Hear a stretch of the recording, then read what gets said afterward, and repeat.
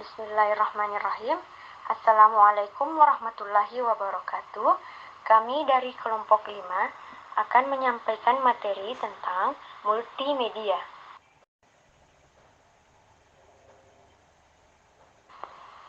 Kami beranggotakan 5 orang, selengkapnya sebagai berikut. Assalamualaikum warahmatullahi wabarakatuh. Perkenalkan, nama saya Nurjirana Asis dengan NIM 1947142010. Pada kesempatan kali ini saya akan menjelaskan tentang yang pertama, pengertian multimedia, dan yang kedua, apa saja jenis-jenis multimedia. Terima kasih. Assalamualaikum warahmatullahi wabarakatuh. Perkenalkan, nama saya Irfan Pratama Rahman dari kelas C19A dengan NIM 1947142016. Ya, jadi di video ini saya akan membahas di video kali ini saya akan membahas materi yang berjudul karakteristik multimedia. Ya.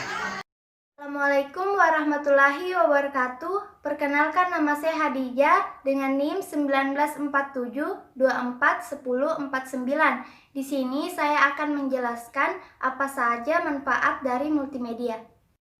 Assalamualaikum warahmatullahi wabarakatuh. Perkenalkan, nama saya Nurikma Padilla dari kelas C19A dengan NIM 1947142011. Saya akan membawakan materi fungsi dan sejarah multimedia. Terima kasih. Baik, Assalamualaikum warahmatullahi wabarakatuh. Perkenalkan, nama saya Ahmad dari kelompok 5 NIM 194714250.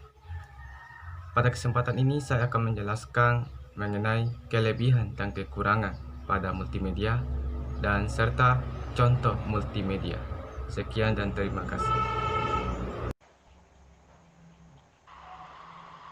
Secara bahasa, multimedia terdiri dari 2 suku kata, yaitu multi dan media. Multi berarti banyak atau bermacam-macam, sedangkan media berarti alat atau sesuatu yang digunakan untuk menyampaikan informasi atau pesan. Jadi, menurut bahasa, multimedia dapat diartikan alat-alat yang digunakan untuk menyampaikan informasi. Pengertian multimedia menurut istilah adalah penggunaan sarana atau media yang menyajikan kombinasi atau gabungan berbagai elemen informasi seperti animasi, video, teks, suara, grafik, maupun gambar yang bersifat interaktif yang bertujuan menyampaikan informasi atau sekedar memberikan hiburan kepada si penerima.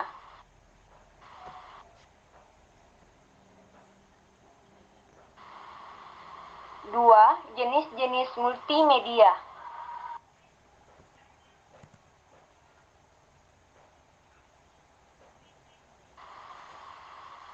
Ada banyak klasifikasi pada multimedia, sehingga jenisnya pun menjadi bermacam-macam.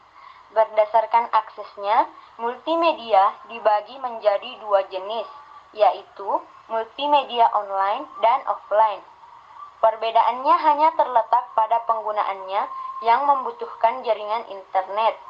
Jika dilihat dari metode penyajiannya, multimedia dibedakan menjadi 5 jenis, di antaranya multimedia berbasis kertas atau buku dan majalah, cahaya atau slideshow dan transparansi, suara atau radio dan tape, gambar bergerak atau televisi, dan digital atau komputer dan ponsel pintar.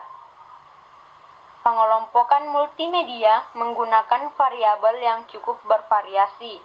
Berdasarkan sifat penggunaannya, komunikasi multimedia dikelompokkan dalam 3 tipe, yaitu multimedia interaktif, hiperaktif, dan linier. Berikut penjelasan masing-masing jenis tersebut. 1. Multimedia interaktif adalah jenis multimedia yang memungkinkan pengguna dapat mengontrol komponen-komponen di dalamnya.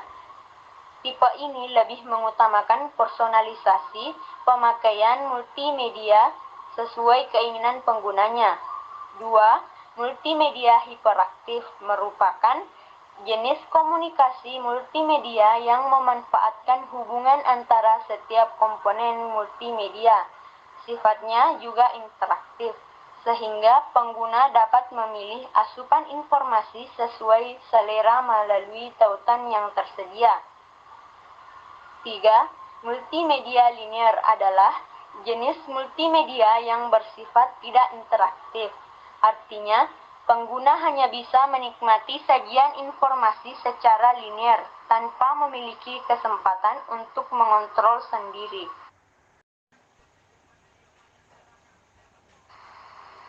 Karakteristik multimedia. Yang pertama, memiliki lebih dari satu media yang konvergen. Misalnya, menggabungkan unsur audio dan visual. Yang kedua, bersifat interaktif. Dalam pengertian, memiliki kemampuan untuk mengakomodasi respon pengguna. Yang ketiga, bersifat mandiri. Dalam pengertian, memberi kemudahan dan kelengkapan isi sedemikian rupa sehingga pengguna bisa menggunakan tanpa bimbingan orang lain. Menurut Denny Darmawan, sebuah pembelajaran dapat dikatakan menggunakan multimedia jika di dalamnya memiliki karakteristik sebagai berikut. Yang pertama, content representation. Yang kedua, full color and high resolution. Yang ketiga, melalui media elektronik. Yang keempat, tipe pembelajaran yang bervariasi. Yang kelima, respons pembelajaran dan penguatan. Yang keenam, mengembangkan prinsip self-evaluation. Dan yang ketujuh, dapat digunakan secara klasikal atau individual. Manfaat multimedia. Multimedia dimanfaatkan di segala bidang untuk berbagai keperluan, di antaranya 1. Sebagai sarana informasi umum. Instansi pelayanan publik lebih mudah informasi dengan multimedia, hanya memerlukan infrastruktur perangkat yang memadai untuk dipasang di lokasi strategis, di mana publik bisa langsung mengakses dan memperoleh informasi dengan mudah. Multimedia mulai banyak ditemukan di berbagai tempat seperti hotel, stasiun, bandara, pusat lokasi, dan objek wisata tertentu. Tersedia perangkat multimedia yang menetapkan informasi umum tanpa pengunjung harus mendatangi saluran khusus.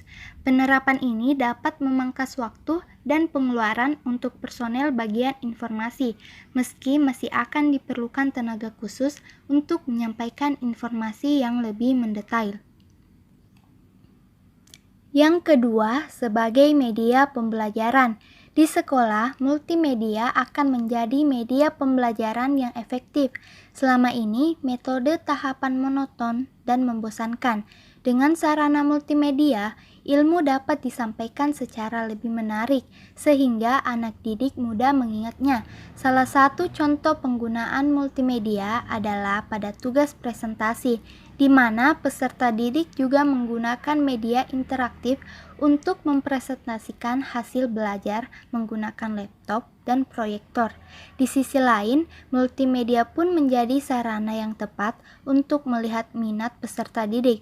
Peserta didik memiliki kebebasan dalam memilih bidang kegemarannya, belajar sesuai kehendaknya, sehingga lebih aktif mendapatkan pendidikan. Meski begitu, multimedia tak berarti menghilangkan peran para pendidik. Peserta didik yang aktif masih membutuhkan bimbingan dan arahan dari guru dan orang tua agar mereka memperoleh pelajaran yang positif. Yang ketiga, memajukan ilmu kesehatan. Beberapa tahun yang lalu, seorang ibu hamil baru bisa melihat secara pasti jenis kelamin setelah lahir.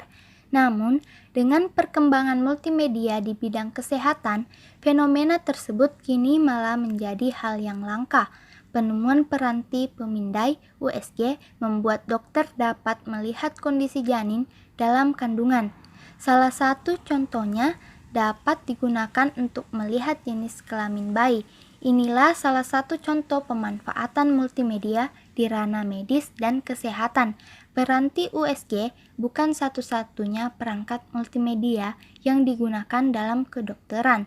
Pemindaian X-ray adalah yang lainnya, di mana menjadi sarana penting bagi dokter untuk mendiagnosis gangguan kesehatan pada pasiennya.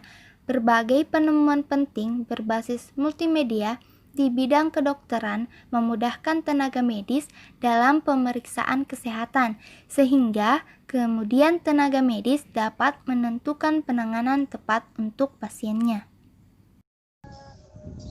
Fungsi multimedia. Sebuah riset dari CTR, Computer Technology Research, memberikan gambaran baru tentang ingatan manusia yang berhubungan dengan komunikasi. Orang lebih mudah mengingat informasi berupa audio yang didengarkan daripada citra visual yang dilihatnya. Orang hanya mampu mengingat sekitar 20% informasi yang pernah dilihatnya. Di sisi lain, jika informasi tersebut diperoleh melalui pendengaran, kemampuan memori manusia untuk mengingatnya bisa mencapai 30%. Ini berarti manusia akan lebih mudah mengingat informasi yang disampaikan dalam bentuk kombinasi antara audio dan visual. Hasil riset CTR juga menyimpulkan bahwa orang cenderung bisa mengingat sebanyak 50% informasi yang diperolehnya dari mendengar sekaligus melihat. Hasil riset tersebut mengungkapkan bahwa multimedia berfungsi utama sebagai sarana menyampaikan informasi. Multimedia menjadikan komunikasi berjalan lebih efektif daripada metode-metode klasik yang selamanya dipakai terutama dalam hal komunikasi massal. Sejarah multimedia. Istilah multimedia berasal dari dunia teater. Sebuah teater disebut multimedia jika menampilkan beberapa jenis media, di antaranya seni drama yang diperankan manusia, serta lukisan, instalasi, dan musik yang berperan sebagai latar cerita. Multimedia tidak bisa lepas dari berbagai penemuan perangkat komunikasi, seperti Gutenberg dan Caxton, yang pertama kali memperkenalkan media cetak pada abad ke-15. Kemudian dilanjutkan pada abad ke-19, yaitu masa terpenting bagi perkembangan dunia komunikasi. Matthew Brady mengejutkan publik dengan pemeran fotografinya sekitar 1862. Lalu ditandai dengan penemuan telegraf oleh Samuel Morse, telepon oleh Alexander Graham Bell, radio oleh Guglielmo Marconi, serta ide awal televisi oleh John Logie Baird dan Lumiere bersaudara. Revolusi televisi sekitar tahun 1940-an membawa multimedia ke arah lebih serius, apalagi ketika era komputer dan internet mulai berlangsung sejak tahun 1960-an. Teknologi ini memungkinkan manusia untuk menggabungkan berbagai macam media dengan satu perangkat.